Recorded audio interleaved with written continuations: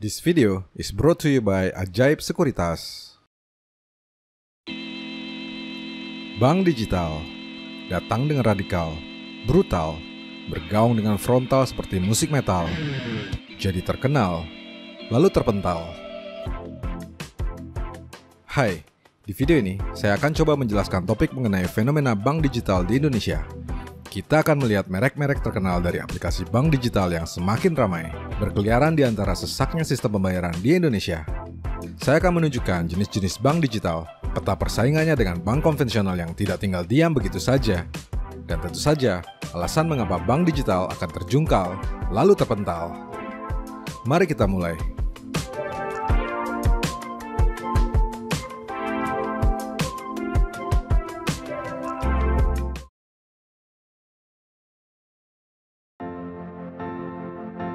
Setamak-tamaknya bank, mereka adalah teman kita. Sulit rasanya hidup tanpa punya rekening bank. Sebab hampir seluruh aktivitas ekonomi yang kita miliki, mulai dari menerima, mengirim, membayar, meminjam, hingga menyimpan uang, memang biasanya dilakukan melalui layanan perbankan. Maka wajar apabila perbankan kemudian menjadi salah satu bisnis dari sektor layanan keuangan yang terus bertumbuh dari waktu ke waktu di seluruh dunia. Di Indonesia sendiri, orang terkaya dalam daftar Forbes didominasi oleh para pemilik bank. Budi dan Michael Hartono yang bertengger di urutan pertama bertahun-tahun lamanya merupakan bos dari Bank BCA. Berdasarkan data yang dirilis LPS pada Januari 2021, tercatat kenaikan jumlah rekening bank simpanan sebesar 16,4% year on year dibandingkan tahun sebelumnya, menjadi lebih dari 350 juta rekening. Meski begitu, Bank Indonesia mencatat masih ada sekitar 28 juta penduduk Indonesia yang belum terhubung dengan layanan perbankan. Penelitian mengungkap berbagai alasan dari fenomena ini, diantaranya jarak dan akses, dokumen, mahal, kepercayaan terhadap lembaga keuangan, agama, keterbatasan uang. Salah satu anggota keluarga sudah memiliki dan merasa tidak butuh layanan perbankan. Demikianlah, bank digital lalu hadir mengisi peluang tersebut untuk mengatasi masalah yang ada, terutama jarak dan akses kepada perbankan melalui penggunaan teknologi.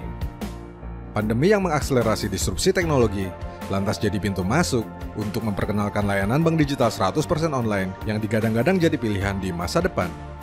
Namun di sisi lain, bank konvensional juga tak tinggal diam. Di antara ratusan merek bank yang ada di Indonesia, hampir separuhnya kini telah memiliki layanan perbankan secara daring berbasis aplikasi dengan fitur-fitur yang tidak jauh berbeda dengan bank digital kekinian.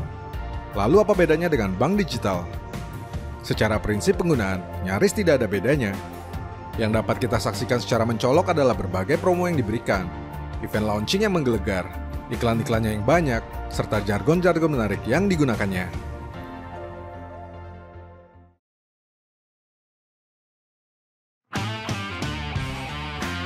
Neobank adalah sebuah inovasi dalam teknologi keuangan yang menawarkan layanan perbankan digital tanpa cabang. Neobank tidak memiliki bentuk fisik sebagaimana layanan bank pada umumnya, melainkan hadir sepenuhnya secara online. Di Indonesia, kehadiran Neobank selaras dengan dompet-dompet digital yang semakin terkenal. Sebut saja nama-nama seperti Bank Jago, Alobank, dan Bank Neocommerce yang pertumbuhannya tak cuma terjadi dari jumlah pengguna saja, melainkan juga dari harga saham yang melejit berkali lipat melampaui akal pikiran. Saham Bank Jago telah tumbuh lebih dari 7.000% hanya selama 2 tahun. Saham Alobank bertumbuh hampir 100 kali lipat kurang dari 2 tahun. Saham Bank Neocommerce melesat hingga ratusan persen dalam sekejap. Entah latah atau memang sedemikian cerah masa depannya, faktanya fenomena bank digital tidak terlalu mengganggu eksistensi bank konvensional yang lebih memilih untuk mengembangkan layanan digital yang mereka miliki agar semakin relevan. Presiden Direktur PT Bank Sentral Asia Tbk, Yahya Setiatmaja, memprediksi bahwa hanya akan ada sedikit bank digital yang bertahan dalam 1 dekade ke depan. Menurutnya, cepatnya pertumbuhan nasabah bank digital tidak terlepas dari promo yang ditawarkan. Namun apakah itu cukup untuk membuat nasabah loyal bertransaksi? Belum tentu. Sementara itu, Bank BCA sendiri juga mulai mengembangkan bank digital miliknya, bernama Blue, yang tak kalah bagus dibandingkan kompetitornya. Bahkan jika diukur dari ekosistem yang sudah matang dan nama besarnya, layanan ini justru mungkin lebih superior. Dari segi bisnis, neobank yang efisien dan relevan memang sangat menarik. Tanpa kehadiran kantor cabang, serta tumpukan pegawai dari teller hingga satpam, dan dibangun ala-ala startup digital, neobank menjanjikan keuntungan yang luar biasa besar. Namun sayangnya, bagi masyarakat, bisnis model tidak ada kaitannya dengan pilihan mereka. Asal mudah digunakan, relevan dengan zaman, fiturnya melimpah ruah, tidak banyak potongan, aman, dan ATM-nya mudah ditemukan di mana-mana, maka masuklah itu barang.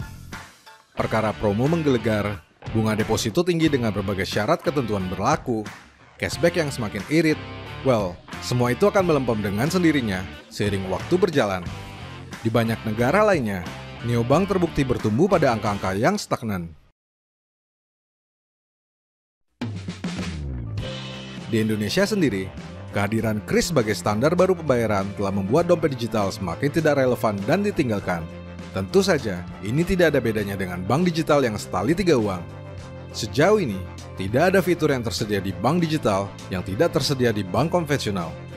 Tetapi ada banyak fitur bank konvensional yang tidak tersedia di bank digital. Untuk membuka rekening bank konvensional, seperti BCA misalnya, kita juga dapat melakukannya secara online dengan cepat dan mudah. Tidak terlalu jauh berbeda dengan membuka bank digital. Dan lebih daripada itu, jika uangmu banyak, kamu dapat menikmati layanan prioritas yang super nyaman. Jika perlu KTM, kamu bisa menemuinya di selemparan jalan. Jika ingin transfer atau ditransfer, hampir semua orang menggunakan bank yang sama. Jika butuh bantuan, kamu dapat datang ke cabang, bertanya kepada satpam yang terkenal sangat ramah. Semuanya itu sayangnya tidak tersedia di bank digital. Lalu apa alasan berpaling ke neobank? Demikianlah. Menurut saya, bank digital datang dengan radikal, brutal, bergaung dengan frontal seperti musik metal, jadi terkenal, lalu pada akhirnya terpental.